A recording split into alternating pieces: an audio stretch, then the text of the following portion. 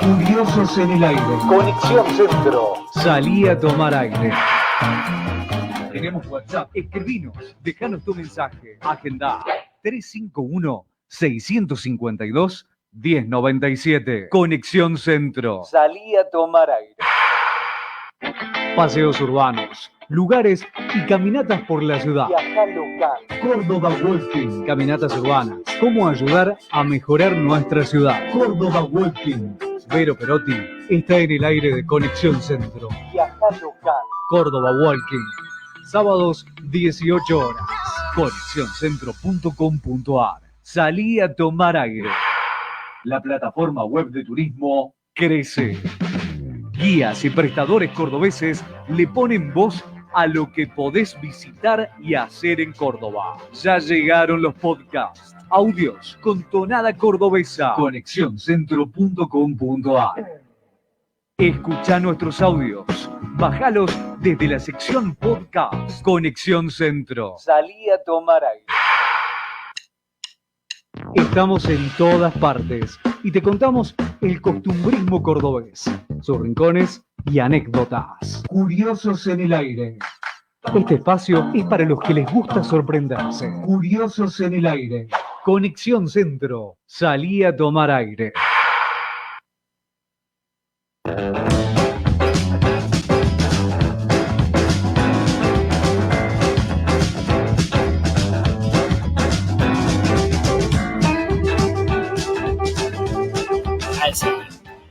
Bueno, de paso, ya que estamos aquí, gracias por los saludos, Leonardo. Ahí te leo, ahí vamos a poner los mensajitos.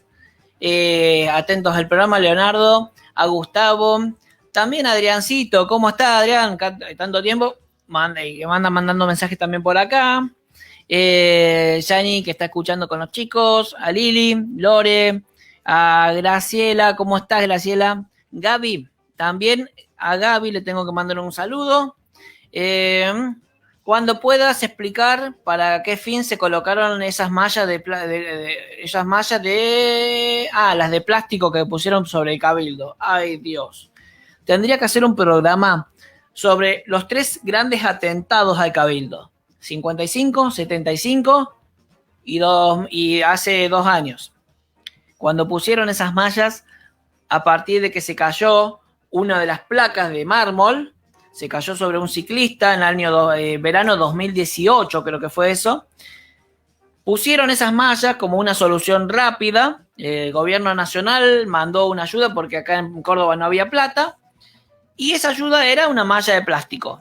La cuestión es que están hasta el día de hoy. No sirven para nada y porque si se va a caer un pedazo de mármol se va a caer igual, y tampoco solucionaron el problema de base, que es que están sueltas los mármoles, nada más que eso. Hay que sacar el mármol y pegarlo, nada más, pero falta capacidad para razonar ese tipo de soluciones.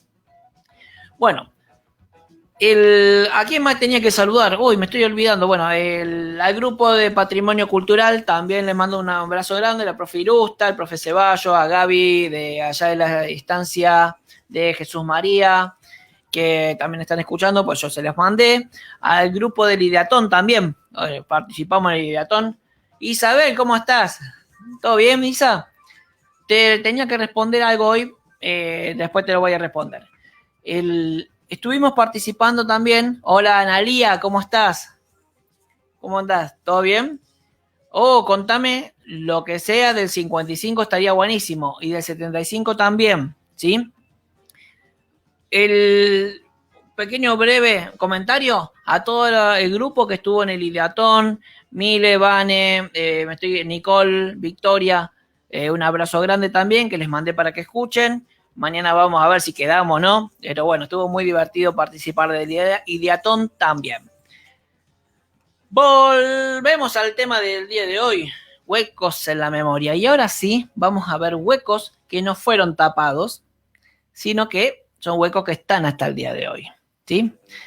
Y vamos a empezar mirando, ubicándonos en pleno cabildo histórico, sobre la recoba principal. Tenemos también el pasaje Santa Catalina, lo que llamamos el D2. El D2, que en realidad es la central de inteligencia, que por alguna cuestión después llamaron el D2 para hacer el sitio de memoria, pero esto es una central de inteligencia.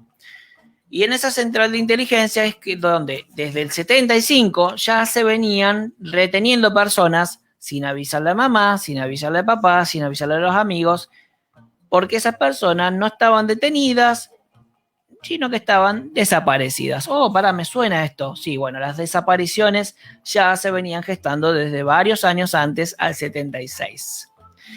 Y vamos a hablar sobre una serie de historias que sucedieron. Vamos a quedar con esa imagen por ahora. Solamente la del D2.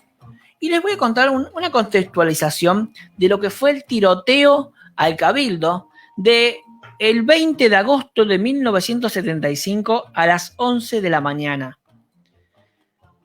Un tiroteo organizado por el ERP, Ejército Revolucionario del Pueblo, y en los cuales también, de alguna manera, van a estar también dos grupos, el cual son la FARC y Montoneros, pero vamos a ver por qué no, ¿sí? A mí lo que me interesa es que no se generalice sobre estas temáticas, sino que hablemos puntualmente de qué es lo que sucedió.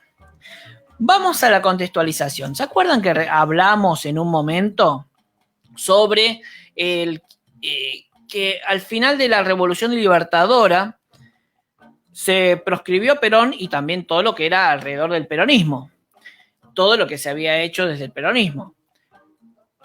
Cuando se echan a los principales gestores, que entre esos se termina expulsando y de muy mala manera y como un error muy grande, al brigadier San Martín, que fue uno de los grandes hacedores de lo bueno que tuvo la obra de Perón, vamos a tener entre medio de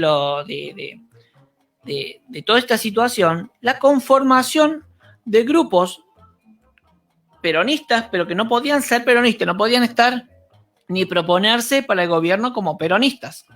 Así que estaba esa cuestión ideológica ya conformada con todo lo bueno que había hecho Perón durante su primer gran mandato.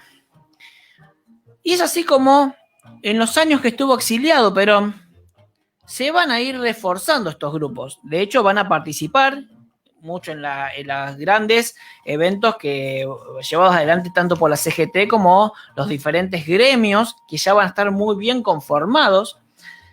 También van a participar en derrocamientos, como por ejemplo el derrocamiento a Ilia, que aunque muchos se hagan los dolobu, poneme el ti, por favor, porque, para no decir la palabra boludo, porque no queda bien. Ahí está. No, a muchos hacían los... Ahí está. Eso mismo. Y que muchos no se hacen cargo de que tiraron abajo gobiernos constitucionales y muy bien basados, como el de Ilia. Pasaron 20 años, menos de 20 años, hasta que finalmente se puede dar la posibilidad de la vuelta del peronismo, de alguna forma. Y es así con el primer mandato de cuando llega el gobierno Cámpora. Posteriormente, con la llegada de Perón, cuando cae Cámpora, que también muchos no se hacen ahí, como que les pica un poco a reconocer lo que le hicieron a Cámpora, y después lo pusieron ahí como un hombre muy fiel. Pero bueno, le hicieron cosas feas a Cámpora. Y un gobierno en el cual, un primer gobierno en el cual mostró un Perón diferente, el Perón de los 70. A ver, 20 años en el exilio, lo que se había idealizado sobre Perón en esos 20 años era muy diferente a lo que era Perón verdaderamente, de verdad, a lo que llegó a los 70, y también una diferencia en el mismo Juan Domingo Perón, que volvió con otras ideas, volvió más hacia el lado de sus gremialistas y más hacia el lado de la parte derecha peronista, y hizo que muchos de sus idealistas se sientan algo decepcionados por esas ideas. Y otra cosa muy importante y no menor, muchas veces se dice, porque Perón era masón. Pero, ojo, la masonería no tuvo específicamente que ver con el Perón en los años 50. Sí, con el Perón de los años 70, porque ya se sabe que Perón ingresa a la masonería en Italia, posteriormente en España, donde estaba exiliado, y posteriormente cuando llega a la Argentina. Entonces ahí sí, y llega con otro tipo de ideales, Y aparte de todo eso, llega con la problemática de que cuando vuelve al gobierno, tenía dos facciones muy diferenciadas del peronismo. Una de derecha y burócrata y sindicalizada, y la otra podríamos llamarla de izquierda, pero más a la vez más reaccionaria. Eso es lo que termina sucediendo con esas diferencias y que ya venían en conflictos armados. Desde el mismo Cordobazo y 2 años después del Cordobazo, el Viborazo y otros tantos que uno dice, sí, eran revoluciones que se armaban en los pueblos. No, el Viborazo tuvo algo muy particular. El Viborazo fue acá en Córdoba, fue en contra de el gobernador de Córdoba, que en ese momento, cuando se hacen las marchas, ya estaba totalmente dividida la CGT y estaban totalmente divididos, por ejemplo, Tosco, con su grupo, con todos los demás grupos que respondían al peronismo. Tosco no era peronista para nada y no quería saber nada con el peronismo. Tosco era un hombre derecho que no quería saber nada con el peronismo, pero posteriormente va a ser perseguido. Bueno, a partir de esos conflictos es que vamos a ver facciones totalmente diferentes. A nivel nacional, una vez que muere Perón, queda en el mando Isabel, no es Isabel, María Estela Martínez de... ¿Por qué le dije Isabel? Bueno, ustedes ya saben. María Estela Martínez de Perón, que va a llegar al poder un año después, que va a transcurrir en un contexto político y económico bastante complicado, porque en realidad no es que llegó Perón y se solucionó todo, sino que muchas de las políticas que había aplicado en los años 50 no podía aplicarlas en los 70 por la gran diferencia que ya había con la industria nacional, la industria, todo lo que sucedía a nivel internacional. Y cuando Estela Martínez está en el gobierno, ella está casi completamente influenciada por un personaje que va a ser también nefasto en la historia argentina, que va a ser José López Rega, el brujo, quien también la va a influenciar y que incluso hasta los medios de esa época van a tratar de desvirtuarlo durante todo ese proceso del gobierno de María Estela Martínez. López Rega como ministro de Bienestar Social, aunque era considerado prácticamente como un primer ministro.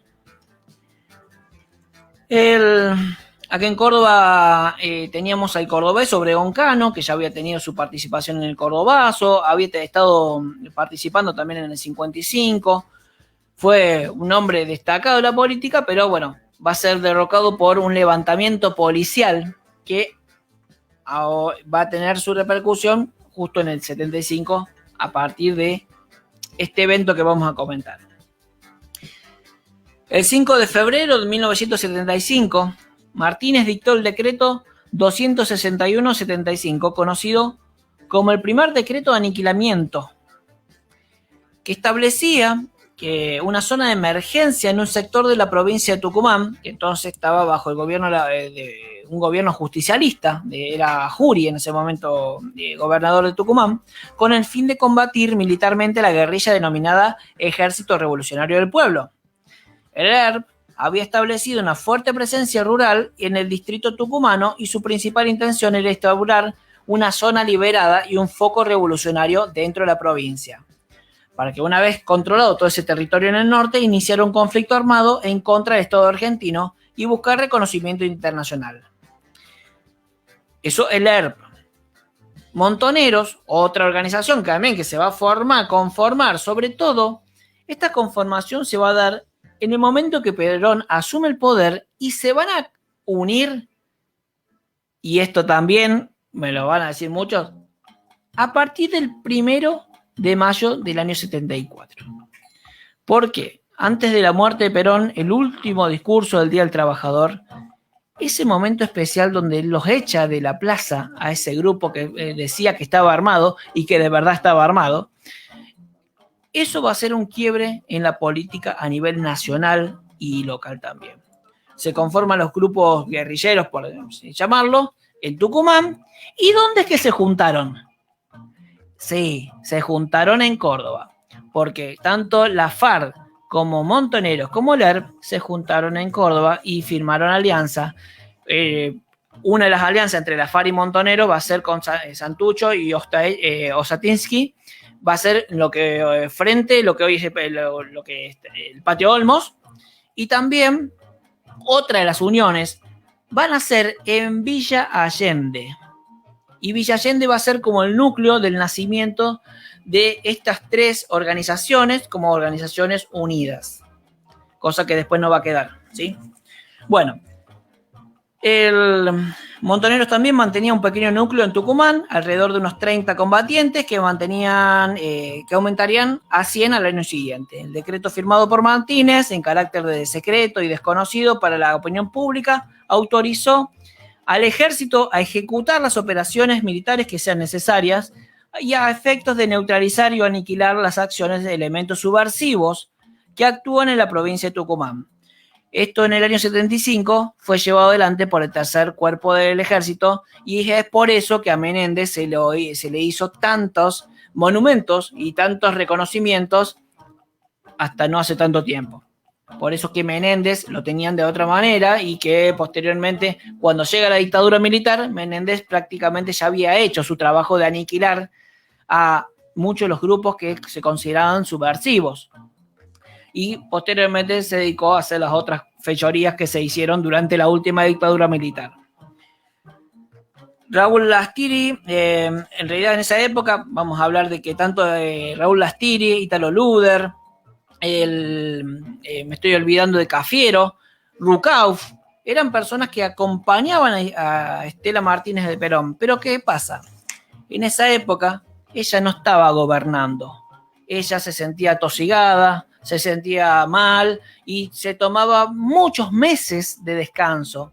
Mientras a lo largo del año 75, entre Lastiri, Rucauf, Luder, se pasaban el gobierno y no sabían cómo solucionar los graves problemas que habían.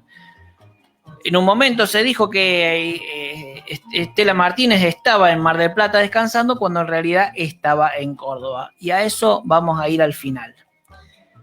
Vamos a ver y vamos a hablar específicamente de un momento en particular que sucedió un 20 de agosto de 1975. Vamos a ver esa esquina del Cabildo, la esquina de La Recoba con el pasaje Santa Catalina. Y tenemos un cochecito de niño, de bebé. Bueno, para ese día, el Ejército Revolucionario del Pueblo, quien lo comandaba era Enrique Gorrerán Merlo, ni más ni menos, se van a apostar en diferentes lugares del centro histórico. Gorrerán Merlo llega con una maleta, que era una maleta que tenía en la tapa la imagen de una máquina de tejer. Y se sientan en el restaurante El Ruedo. ¿Se van ubicando? Bien. Más de 200 hombres de Gorrerán Merlo se van a ubicar en la terraza del Banco Nación, en el hotel, arriba en el hotel Sussex, donde está el restaurante Maxim. También arriba de lo que era el Pan de Azúcar. A ver si se acuerdan del Pan de Azúcar, algunos que ahora está la Pharmacity. Bueno, en la plaza también, más de 200 hombres y mujeres que van a esperar el aviso de Gorrerán Merlo. Ese operativo comenzó cuando una mujer con un bebé en brazos se acercó por el pasaje Santa Catalina desde la plaza del Fundador, la plazoleta del Fundador, hasta la primer garita que estaba defendiendo la central de inteligencia. Ahí en ese lugar había un policía de apellido Oviedo. Oviedo era un chico joven que estaba con su fal cruzado y que estaba fumando, o sea, estaba demasiado tranquilo. En un momento la mujer lo que tenía que hacer era sacar el arma que tenía adentro de la muñeca, porque no llevaba un bebé, sino que era una muñeca, y dispararle a Oviedo. Pero por un error de cálculo no supo sacar el arma a tiempo. Oviedo empieza a querer avisar a los compañeros y es ahí donde le empiezan a disparar de todos lados. El oficial Oviedo va a recibir en ese día 20 disparos en el cuerpo. De más está decir que sobrevivió Increíblemente sobrevivió y posteriormente le llamaron los compañeros de una manera quizás cruel, el Traviata. El oficial Oviedo, no sé si vive todavía, pero hasta hace unos 5 años todavía vivía y la familia vive en Villa Dolores. Ahora, mientras nos dice Analía Righetti, mi mamá cuenta que vio muchos cochecitos y embarazadas. Ella estaba en el barrio social, en el banco social, perdón. Y dice que debe haber concurso de bebés. Sí, bueno, todas las mujeres ese día andaban con cochecitos o con los carritos de compras. La mujer que más daño hizo en ese momento, que yo los tenía todos los nombres, pero me quedó y no pude volver a la hemeroteca a buscar los nombres de esa mujer, es que aparte de esa mujer que tenía el bebé en brazos, había otra que andaba con un cochecito y que va hasta la puerta del Cabildo, hasta esa entrada con el pasaje de Santa Catalina. Como ya habían habido algunos ataques, y volvamos a la imagen volvamos a la imagen del cochecito. Había alrededor del Cabildo unas grandes bolsas de arena, y ella cuando quiere pasar, el policía que la ve con el cochecito deja el arma y la va a ayudar. Y ella en un momento se mete el cochecito y en vez de sacar un bebé, saca una ametralladora Falk en la cual empieza a disparar, un fusil, perdón, Falk, en la cual empieza a dispararle y mata a 2 policías que estaban, uno como cuidador de coches y el otro que estaba de guardia. Empieza a disparar, justo la ve un policía de correos, le dispara y la termina matando a ella.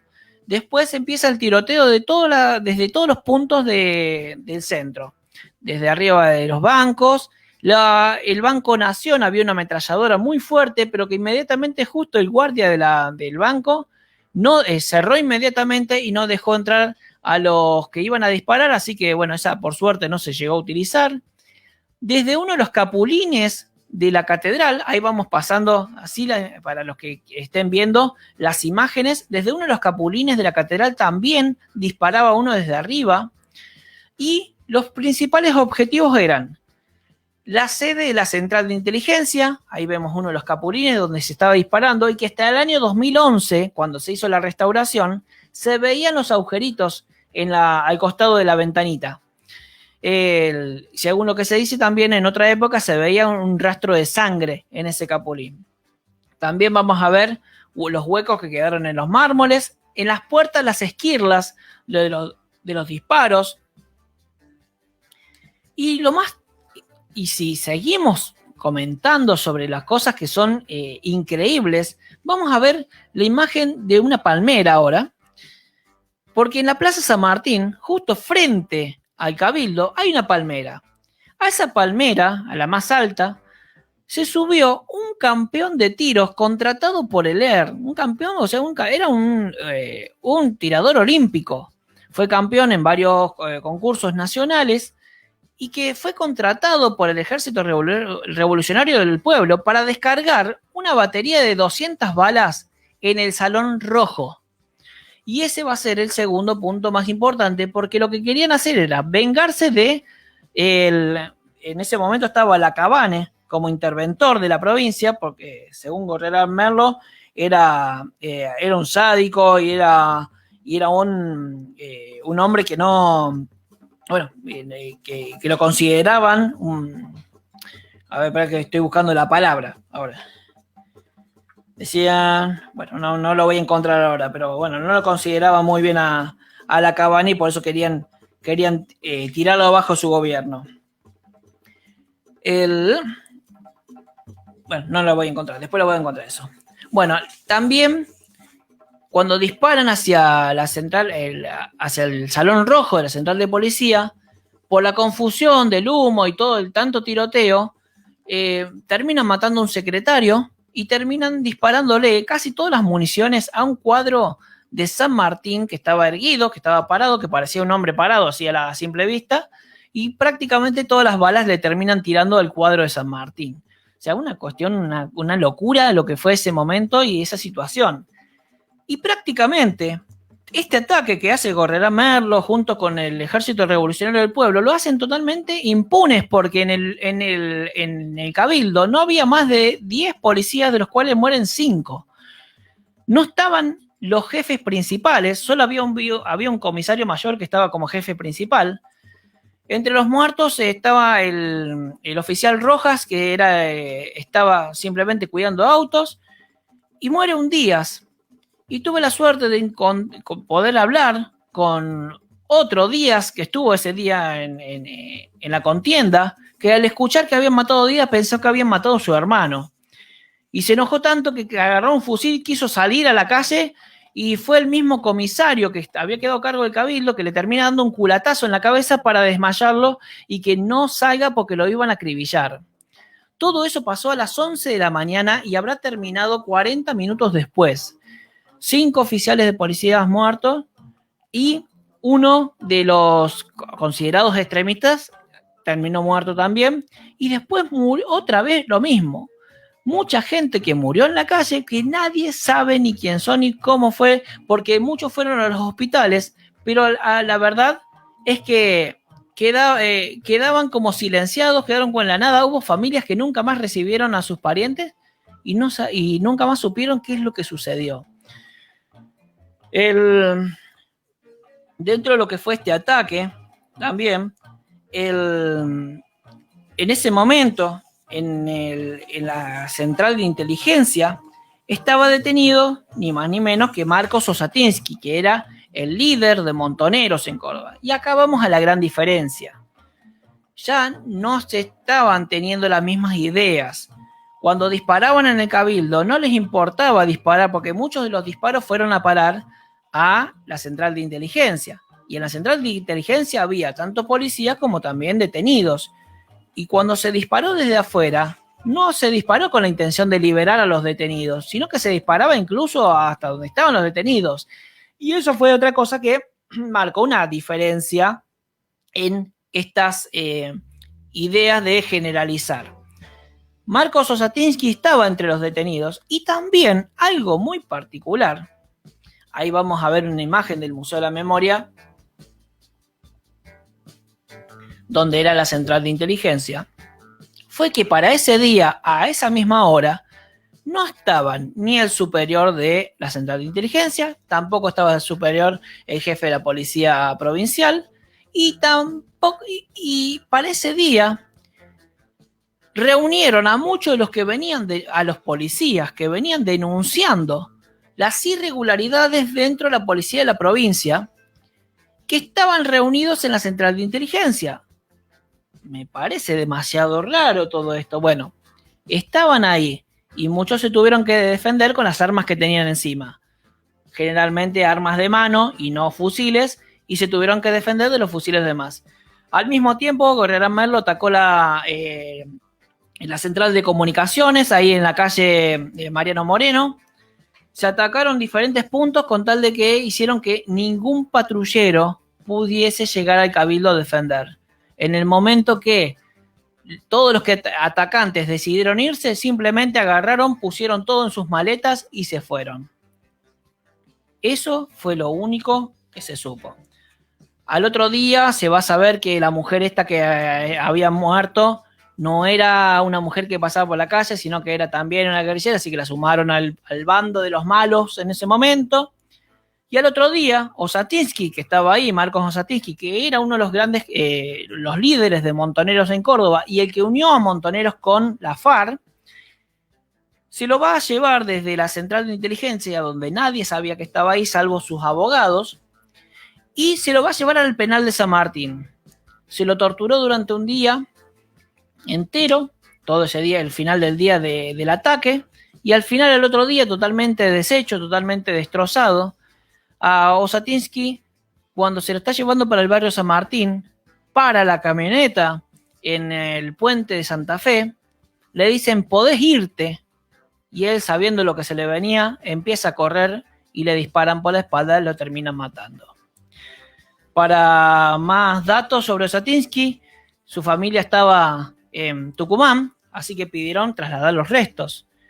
En la ruta 9, en el norte cordobés, el auto que la llevaba, los restos, va a ser secuestrado por un grupo que no se dio a conocer quiénes eran, supuestamente eran el Comando Libertadores de América, que era esa parte de la AAA en Córdoba.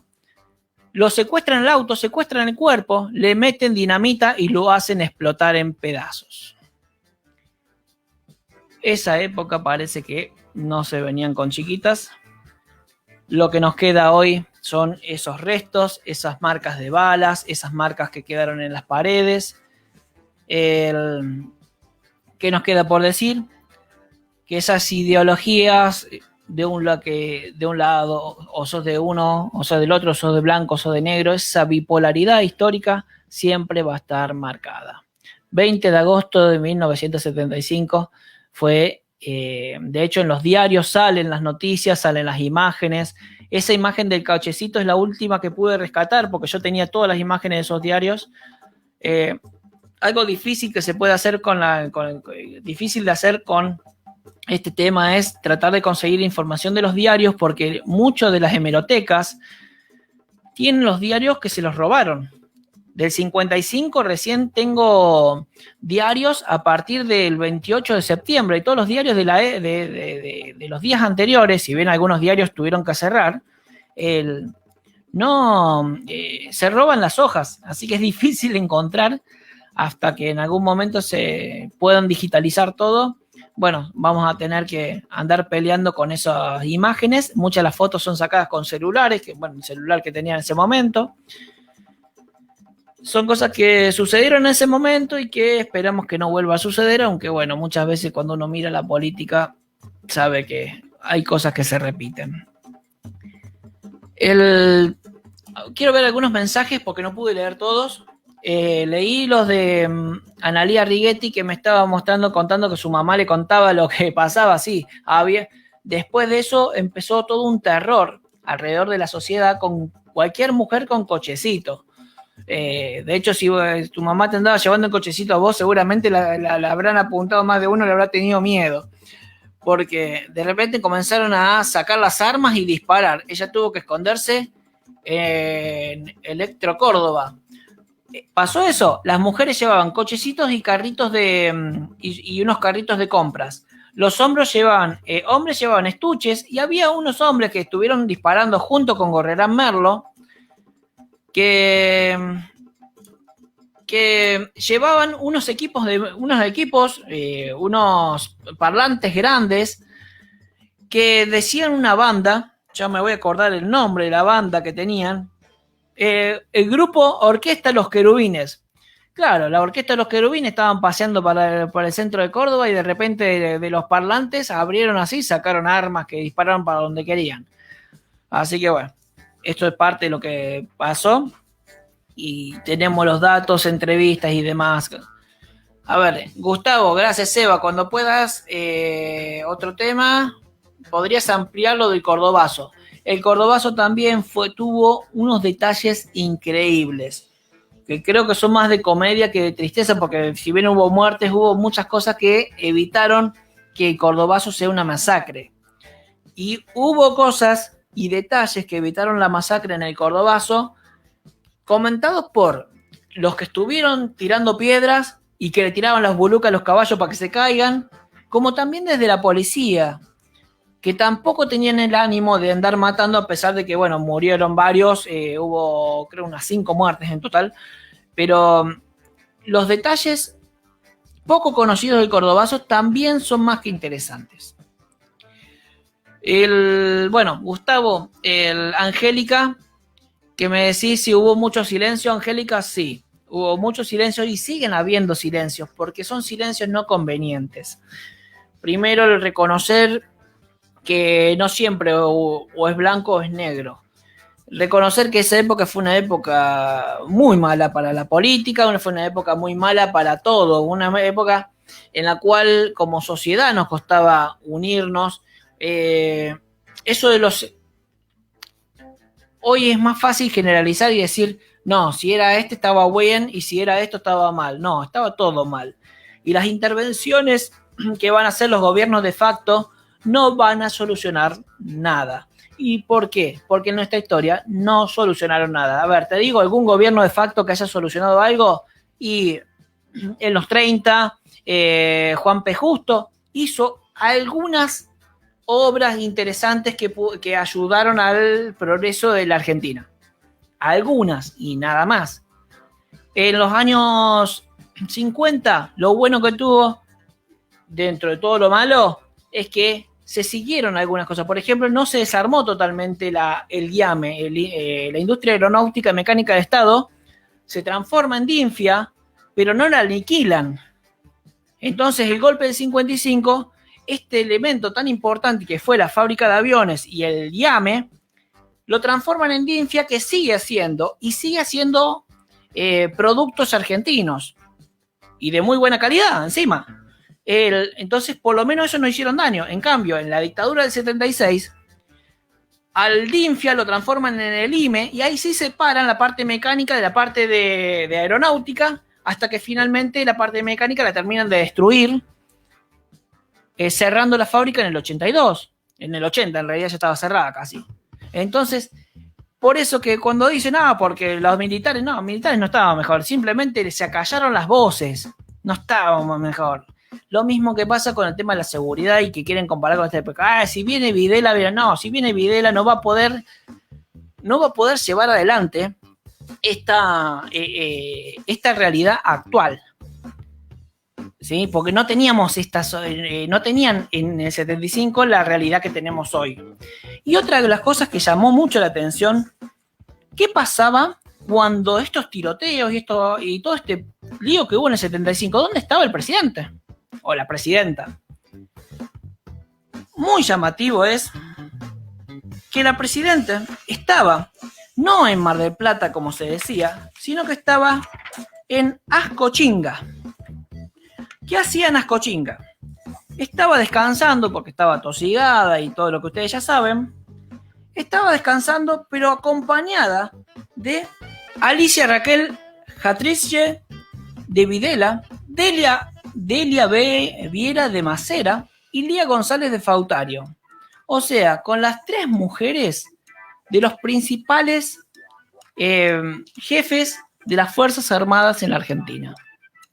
De hecho, cuando terminan todos estos enfrentamientos y cuando terminan los crímenes, cuando terminan de matar y secuestrar a los últimos líderes de los diferentes grupos de guerrilla en el 75, asumen el poder de las Fuerzas Armadas Jorge Rafael Videla, y a partir de ahí se gesta una nueva historia. La conformación y la formación de Videla como nuevo presidente de facto, que ya estaba cayéndose a pedazos. Bueno, espero que les haya gustado el programa de hoy.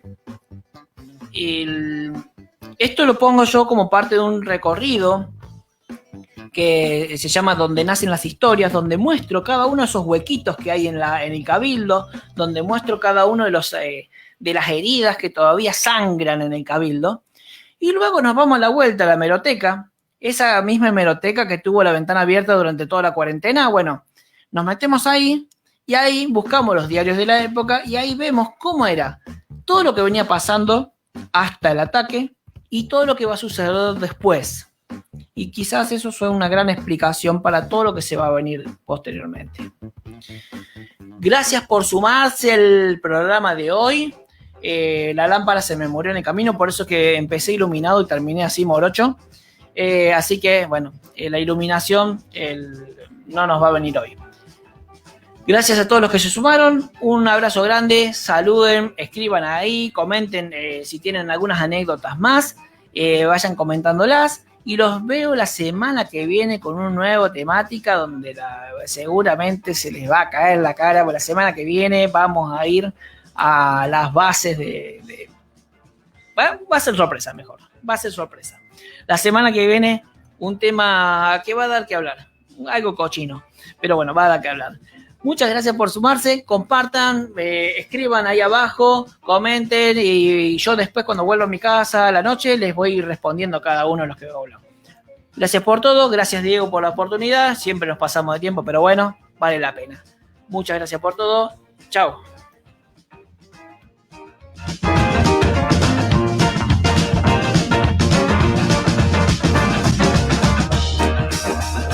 ¿Sos curioso? Curiosos en el aire. Conexión Centro. Salí a tomar aire. Es tiempo de contarte esas anécdotas bien cordobesas. Curiosos en el aire. Sebastián Zapata va descubriendo rincones, historias y lugares cordobeses.